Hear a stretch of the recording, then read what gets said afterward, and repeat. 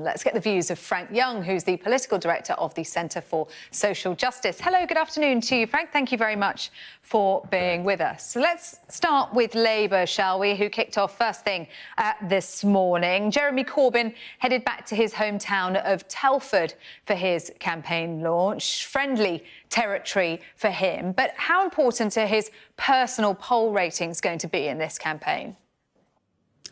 I think very important. I think Jeremy Corbyn not only went back to his hometown, but it was very much a home crowd too. And you saw Jeremy Corbyn giving a speech that I think he would be very comfortable with.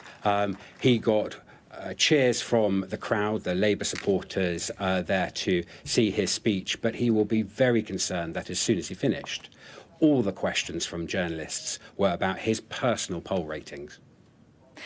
Yeah, and we heard him in that speech, as you say, on comfortable territory. There wasn't a lot of talk about Brexit. He did that over the past couple of days. It was all about the domestic agenda. He said no personal attacks. He doesn't want to get into that.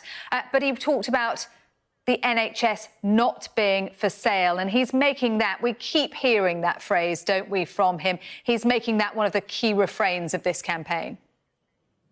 He is, and I think he's following in the footsteps in this instance of many of his predecessors, where for Labour strategists, they see the NHS as an election-winning issue, and they want to, from their perspective, create the impression, at very least, that the NHS is under threat from this great bogeyman of Boris Johnson and the spectre of a Conservative Party that they would claim doesn't want to support the NHS. So I think from Jeremy Corbyn, but also from Boris Johnson, you're going to hear a lot about the NHS over the coming weeks.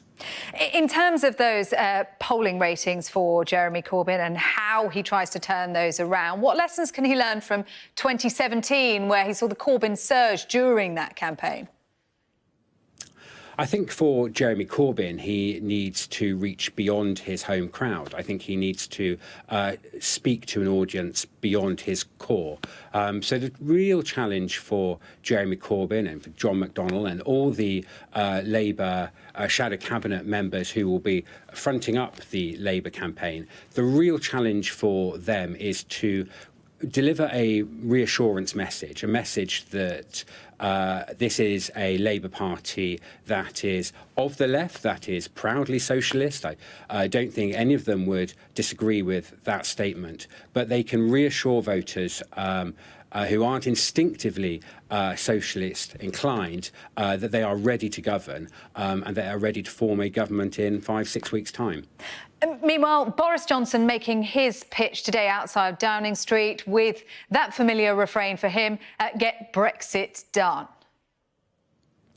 Yes, indeed. We saw Boris Johnson outside Downing Street trying to use the optics of the Downing Street big black door and the podium, really to portray that message that he is the Prime Minister and he wants to remain the Prime Minister. But the Conservative message really isn't just about Brexit. It's about getting Brexit done so they can move on to domestic issues. And I think you're going to see a lot of that from all the main political parties really wanting to pivot away from Brexit, to build a coalition of support where they can form a government that is not just simply about getting Brexit done, but also dealing with really important domestic issues. We also saw him positioning himself very much as Boris Johnson versus Jeremy Corbyn, suggesting that there's no other choices here. Why is he doing that? Well, Boris Johnson wants to make this a straight choice between Jeremy Corbyn and himself.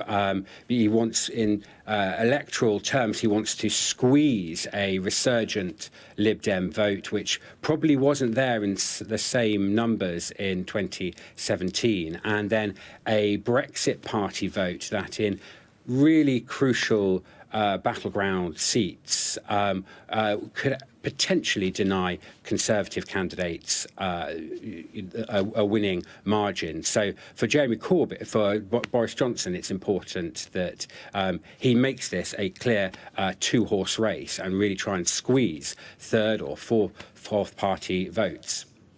And in terms of those key battlegrounds, we're seeing the leaders heading out to different parts of the country. What do their choices of locations tell us about those key marginals, those battlegrounds in this campaign? Well, I think it tells you that the candidates want to give the impression that they're out on the stump, that they're out there in key marginal constituencies. We know that Jeremy Corbyn is now in Crewe and Nantwich. We know that the Prime Minister is visiting seats in the West Midlands this afternoon. They will want to create the impression that they are out there fighting for votes. One of the advantages, of course, that the Prime Minister still has during the election campaign is that he can use the imagery of Downing Street. And I think we saw in Boris Johnson's announcement this morning, really trying to use that sort of almost statesman-like arena for his own launch. Frank Young, thank you very much indeed for joining us this afternoon. This is Sky News. Coming up, as the election campaigns officially get underway, we'll be discussing the different parties' strategies.